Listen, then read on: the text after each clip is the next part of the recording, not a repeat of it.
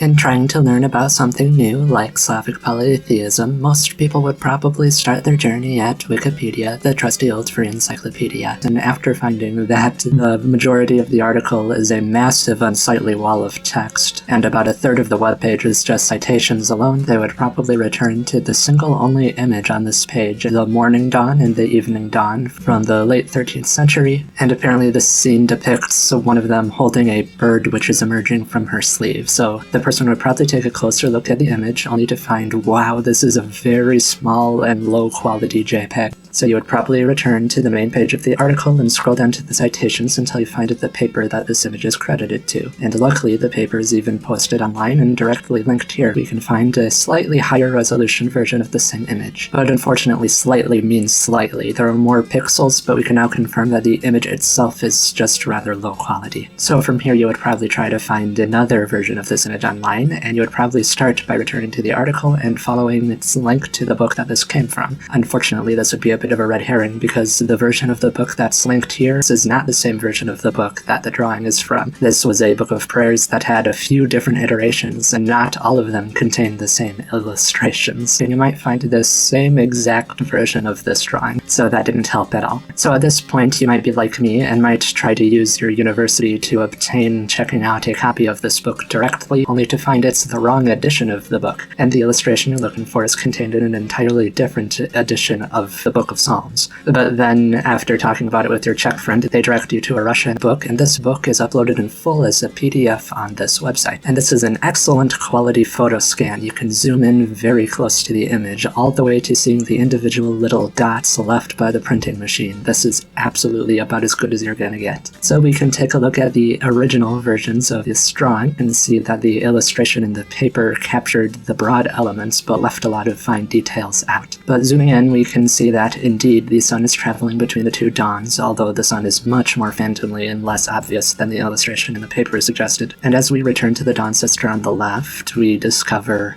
okay, in the illustration where it says that there's a bird, there isn't a bird in the book. Now, from a distance, I can see how these few lines might resemble a beak and eyes and neck, but if we zoom in, we discover that the supposed top of the head has no line. Likewise, the entire right half of the bird's body has no line at all. This is no bird at all. This is simply a fold or a crease in the fabric of the Lady Dawn that happens to look like a bird from a distance. It simplifies her outfit so that you can't even tell that it's so baggy as to have folds like this. This is perplexing. So not only is the illustration in the paper misleading, but now the text on the Wikipedia page is quoting verbatim that there is a bird emerging from her outfit when there is actually no bird in her outfit. And this would be alleviated if somebody else had gone through the process I have of finding an original photo of the direct document and uploading it to Wikipedia, but as far as I can tell, absolutely nobody has done so. But feeling perplexed by the seemingly arbitrary changes made to the depictions of the Sisters of Dawn, I decide to return to it and look at the other illustrations provided. And while several of these are of questionable quality, my attention is grabbed by, yeah, it says right there, this is supposed to be the Zbruch Idol, and this might not be immediately obvious for people who have not stared at this idol for several hours as I have. So the claim in the paper is that this is a depiction of the goddess Dawn, and looking at the illustration provided, we can see that she's given a fairly round and feminine face, especially in comparison to the two faces to her left and right. We can see that their noses jut out further, their chins are more pronounced, especially with her chin. Going down to her shoulders, which are a bit gracefully contoured down to a gentle slope, which we would expect with a feminine figure. We can see one arm is gracefully positioned directly between her breasts, that her breasts are clearly depicted, and that her other arm is gracefully covering her crotch, that it is directly in the middle of the composition and directly above the belt line. I am reminded strongly of Venus figures as she is gracefully censoring herself. Not just a goddess, but exactly the type of goddess who you might have preconceived notions of. But what do we find when we look at the true Zbruch Idol?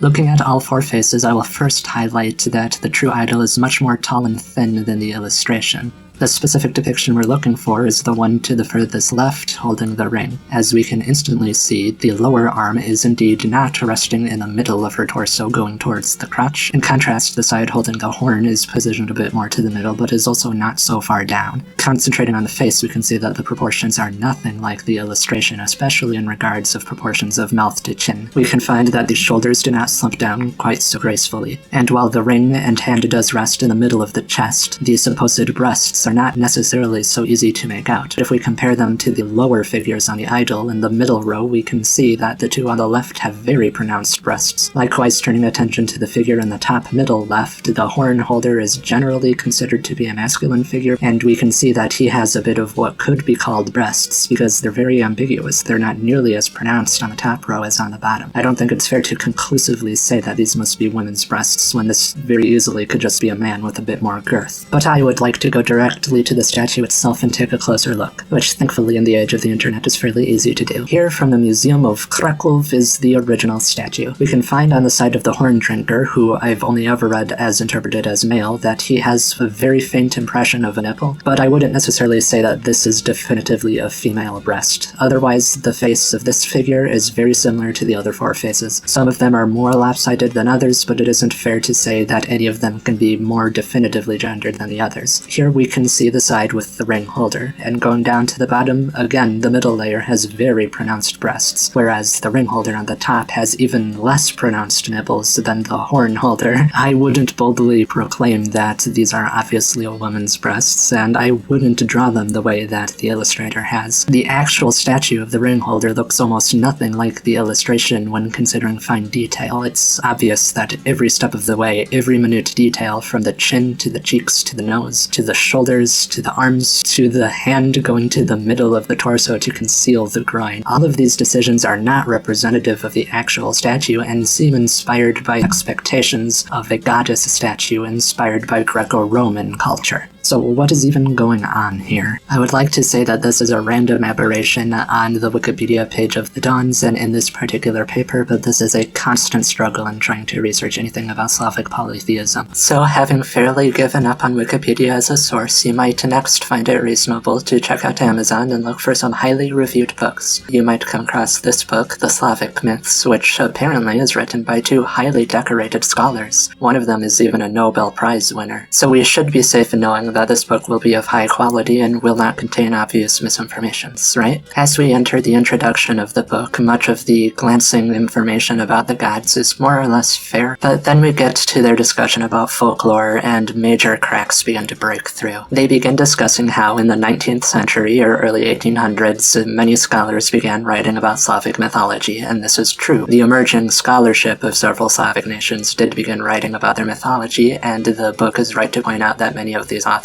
were biased. But then the book claims, so when, for instance, we learn about Queen Libuja and her involvement in the foundation of the city of Praga, we might question whether this was truly her role in Slavic legend before Praga became the capital of Czechoslovakia, or even earlier, before it was an important city at all. The authors are asserting that the story of Queen Libuja is from the 19th century. This is absolutely incorrect. The story of Queen Libuja was first written in the 1300s. It was then clearly attested in Jan Długosz's Chronicles of Poland when he was talking about their neighbors, the Czechs. Libuja is there. And of course, Libuja is also seen in plenty of the Czech chronicles. One is easily accessible online in full, and I'll link it in the description below, and as you can see, her name is right here. This entire section going on for several pages is telling her story, which is pretty much directly traceable from the source before it to the sources after it. It's really not that complicated. I can't believe I have to demonstrate this. This feels kind of surreal. But we press further into the book to try to get a better understanding of their argument. They certainly had a rich mythology, but much of what we know or believe about it today is based on later inventions, the pseudo-ancient stories of ancestors concocted by scholars of the 19th century. Their example of this was Libuja, which they were wrong about, served to reinforce the contemporary idea of the Spring of Nations, a time when ethnic identity was transformed into national pride as old monarchies and empires, including that of the Habsburgs, disintegrated and gave way to newly formed independent nations. Each of these young countries required a firm foundation story to support their belief that its people had ancestral rights over their land. For modern Slavs, from Latvia to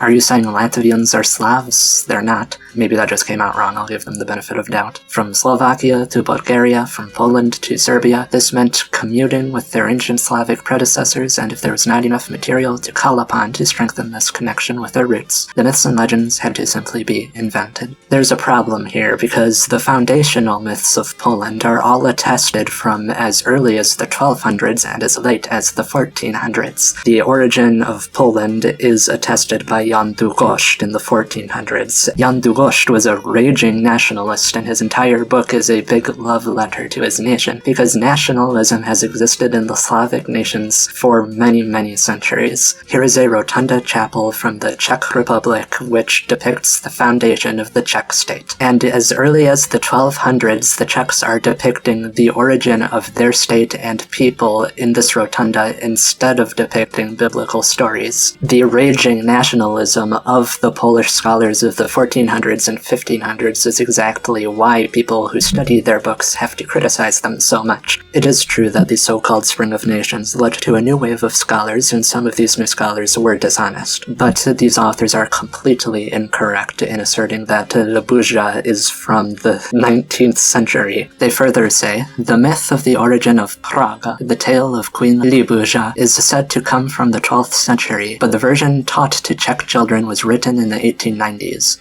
Okay, it's another version of the same story. People in the modern day rewrite the same story in updated prose. That's nothing new. Many American children read the original Shakespeare, but then watch a film that updates the story to make it easier for them to understand. The same old story written with new words is not some great scandal. But the authors are using very selective wording here. They're pretending that it's ambiguous whether or not the ancient story exists, even though it's fact that it does, and that you cannot cross-compare the two to see that they're the same story. This is very misleading. Narratives important for state use were drawn from mythological material, the idea of a glorious past, and any stories that could be rationalized to support territorial, religious, ideological, and colonial ambitions, or to justify historical decisions. The creation of new state educational and cultural institutions, with their significant architecture, public exhibitions, state competitions, and so on, helped these new mythological narratives and the images associated with them to become widely established and familiar. Eventually it came to seem self-evident that the ideas they represented about the ancient origins of a people were historically accurate. For instance, whether or not Prague was really established by Queen Libuja, the quantity of statues of her around the city and the teaching of her story in Czech schools led to that idea becoming accepted as truth.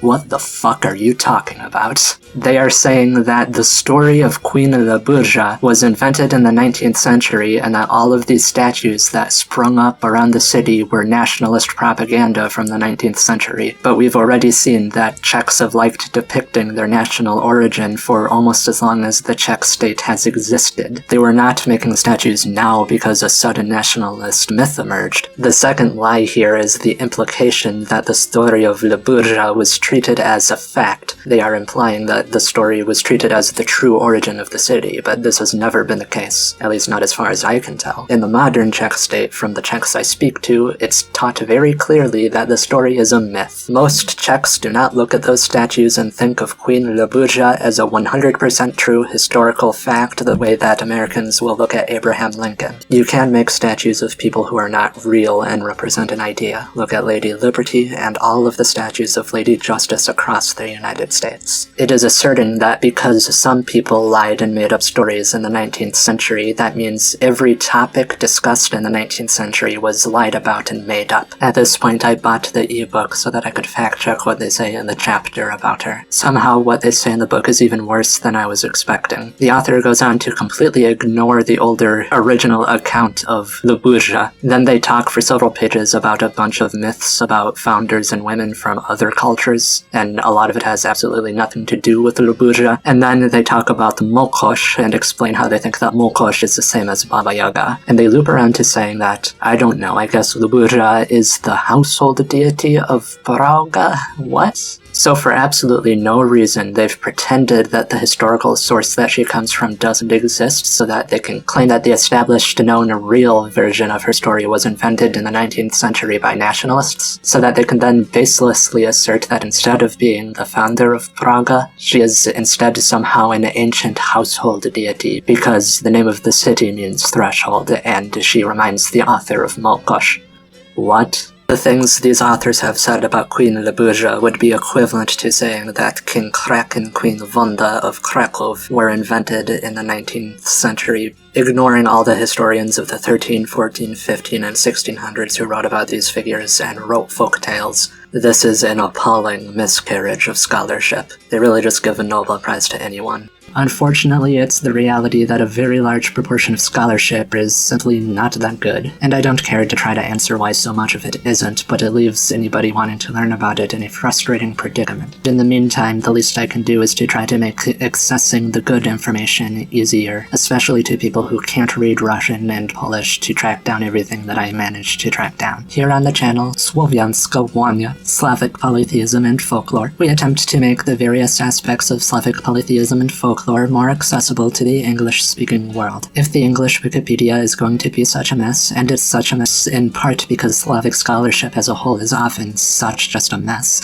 there might as well be somebody trying to make this a bit better. To be clear, none of us are professors or scholars or philosophers or paid historians. We are all just passionate autists with a bit of an obsession for folklore, particularly from Poland, especially from the area of Krakow. For my first 2 years here on YouTube, my attention has been divided between making videos for the channel and working on 2 free-to-download and free-to-redistribute ebooks. One of them is an English translation of the most prevalent and important historical texts about the religion of the ancient Slavs, mostly in the forms of old histories, writings from church officials, the various assorted chronicles, and what they say about the religions of the Slavs. There have been other such books released in the past, but all of them are incredibly expensive because they're tailored to an academic audience, so even though I'm not an expert, I'm trying my best to translate them and provide them for free. And likewise, I'm working on my biggest passion, a multi-volume compendium of Polish folklore. I've collected several hundred fully individual and variant forms of Polish folk stories, and again, I'm trying my best to translate them into English to post and distribute online for free. There's absolutely no reason why this information needs to be paywalled. Polish folktales are very easy to access in Poland. All you need to do is visit a library. While some of the historical writings are a bit harder to find, but a lot of the prevalent ones can still somewhat easily be found. And I hope to release Slavic Polytheism according to the historical chronicles sometime in the spring of 2025, and then the first volume of Polish folklore at sometime in the summer of 2025. And there will be individual videos when those projects are ready and released. And beside those 2 projects and the ongoing audio version of the latter, this channel is also home to Slavic Polytheism 101. And in the series, I take an especially strong focus to the folklore and folk customs of the area of Poland, sometimes dipping into the customs of neighbors. In these, we try to address the most prevalent and important historical sources, but end up delving much of our attention into the folkloric end of religious tradition. And this is in large part because the folkloric end of tradition is what is so fascinating, captivating, and beautiful, in our opinions.